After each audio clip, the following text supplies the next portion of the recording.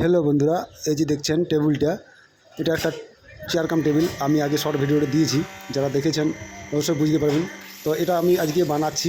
তো কিভাবে বানাচ্ছি পুরো প্রসেস দেওয়া আছে। তো এটা দেখলে অবশ্যই এটা কিভাবে বানাচ্ছি আমি অবশ্যই শিখতে পারবেন। এত সুন্দর একটা ভিডিও করেছি আমি, যেটা দেখলেই ইজিলি শিখতে পারবেন। তো এই যে দেখছেন প্রতিটা কাঠকে কেটে কেটে আমি প্রথমে রান্না দিয়ে নেবো। রান্না এই যে দেখছেন রান্না মেশিনের দ্বারা রান্না, হাত রান্নাও দিতে পারেন আপনারা। তো এই যে হাত রান্না বা রান্না মেশিনের দ্বারা রান্না দিয়ে প্রতিটা কাঠকে পুরো রান্না করে নিতে হবে বা সাইজ করে নিতে হবে।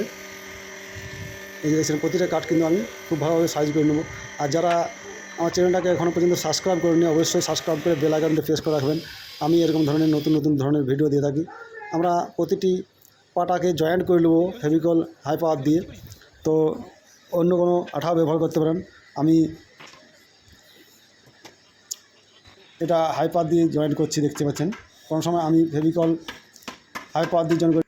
আপনারা বনটাইট বা এরারাইট দিতে পারেন, এগুলো খুব সুন্দর চিট, এগুলো খুব সুন্দর জয়েন্ট লে। তো আমি হাই পাওয়ার দিয়ে জয়েন্ট করছি, হাই পাওয়ারটা খুব ভালো। তো এগুলোকে প্রথমত ভিতরে একটা খিল দিয়ে নিয়েছি আমি, খিল দিয়ে পর চিটটা দিয়ে আমি জয়েন্ট করছি। এই যে প্রতিটা পাটাকে খুব ভালোভাবে বস করে নেবো আমি। প্রথমে দেখতে পাচ্ছেন এইভাবে কিন্তু আপনারা বস করাবেন প্রতিটা পাটা। আর কিছুক্ষণ আমি সেকেন্ডের মাধ্যমে চিপে রেখে তারপর আমরা এগুলোকে সাইজ করে নেবো কেটে কেটে। এই যে দেখছেন এগুলোকে সব কেটে কেটে সাইজ করে নেবো। জাস্ট চিপে রাখতে হবে কিছুক্ষণ। আমি ওটা দেখালাম না ভিডিওর মধ্যে, জাস্ট আমি একদিন চিপে রেখেছিলাম, তারপরে এগুলোকে খুলে নিয়ে আমি এগুলো কাজ করছি আবার। তো একদিন চিপে রাখলে ভালো হয়, সেকেন্ডার দিয়ে চিপে রাখতে হবে শুকনো করে এইভাবে। তারপরে এগুলোকে আমরা সাইজ করে কেটে নেব। দেখতে পেলেন যে সেকেন্ডার দিয়ে চিপে রেখেছিলাম, তারপরে আমরা এগুলোকে সাইজ করে কাটার পর এমনি বক্স বানিয়ে নেবো একটা। এই যে দেখছেন ইজিলি, কোনো কোনো কোনো কিছু জটিল নেই এটাতে। আমরা কতগুলো নাট বোল্ট বা স্ক্রু নিয়ে নেব এটা ফিটিংয়ের জন্য। এই যে দুটো সাইজে কাঠ দেখতে পাচ্ছেন, এই যে দুটো সাইজে কাঠ, 2.5 ফুট সাইজে কাঠ, একটু ডিজাইন করে নিয়েছি সামান্য কোনটা কাটে, জাস্ট কিচ্ছু নয়, একদম কোনটা কেটে ডিজাইন করে নিয়েছি। আর সামান্য সামান্য হেলা টাইপে আমি এটাকে এই সাইডে ফিটিং করে নেব, দু সাইডে দুটো ফিটিং করে নেব। একদম ইজি প্রসেস। আপনারা প্রথমে দেখে যদিও জটিল মনে হয়, কিন্তু এটা যদি দেখেন পুরোটা কিছু জটিল নয়, একদম একদম ইজি প্রসেস। তো তাই বলছি ভিডিওটা পুরোটা দেখবেন, না টেনে দেখে যাবেন, নাহলে বুঝতে পারবেন না কিছু। এই যে দেখছেন যে দু সাইডে দুটো আমি স্ক্রু দিয়ে কিন্তু দুটো কাঠকে ফিটিং করে দিয়েছি। এগুলো কাঠটার সাইজ আছে একদিকটা চওড়া আছে 5 ইঞ্চি, আর হাইটটা আছে 2.5 ফুট 1 ইঞ্চি সাইজের কাঠ। তো এগুলোকে আমি এরকমভাবে কেটে ফিটিং করে নিয়েছি। আর এগুলো নাট বোল্ট নিয়ে নিয়েছি। নাট বোল্ট এটা একটা শর্ট প্রসেস। নাট বোল্টের জায়গায় আপনারা ওখানে এইখানটাতে রোটেট হিঞ্চ ব্যবহার করতে পারেন।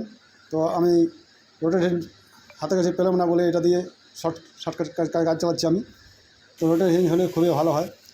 তো এটা তো হবে, কোনো অসুবিধা হবে না। এটা তো সবসময় একটা দমে ব্যবহারের জিনিস নয়, তার জন্য এটা কোনো অসুবিধা নেই। এটা দিয়ে আমি এটাকে ফিটিং করে নেব। দেখতে পাচ্ছেন এইদিকে একটা দুটো করে ফুটো করে নিয়েছি, ফুটো করে এগুলো নাট বোল্ট লাগিয়ে দিচ্ছি। জাস্ট দু সাইডে নাট বোল্ট দিয়ে টাইট করে নেব। দুটো করে মরি লাগবে, নাহলে খুলে যাবে। দুটো করে মরি দিয়ে এটা ফিটিং করে নিয়েছি। এই যে ফিটিং হয়ে গেছে দেখতে পাচ্ছেন। তো এটা আমি এবারে দেখাচ্ছি আপনাদের খুলে। এই যে দেখেন খুলে দিলাম। তো এটা টেবিল হয়ে গেল, নিচে স্টোরেজ হয়ে গেল। কত সুন্দর প্রসেসটা। যারা ভিডিওটা দেখলেন পুরোটা অবশ্যই বুঝতে পারলেন যে কীভাবে এটা করলাম। কত সহজ একটা প্রসেস, যেটা যে কেউ করতে পারবে। কিন্তু এটা প্রথমে দেখলে মনে হয় কত জটিল। দেখুন খুব ইজিলি, বসতেও খুব আরামদায়ক, খুব আরাম। এই যে আমি বসে দেখাচ্ছি, এই যে দেখুন আমি বসলাম, খুব সুন্দর এটা লাগলো। তো থ্যাংক ইউ, দেখা হচ্ছে নেক্সট পার্টে। এটার মাপটা পুরো মাপটা আমি নেক্সট পার্টে দিয়ে দেবো। Thank you.